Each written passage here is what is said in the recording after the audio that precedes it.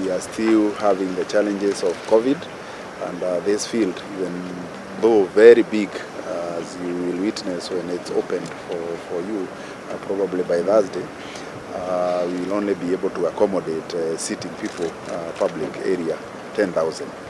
We will accommodate 1,000 in the VIP dais, and this even through our normal system for distribution. We are using cards for invitation, and the people who are supposed to come have already been informed through their national administrators in the field. We are also here to say that this will be the only celebration in the country.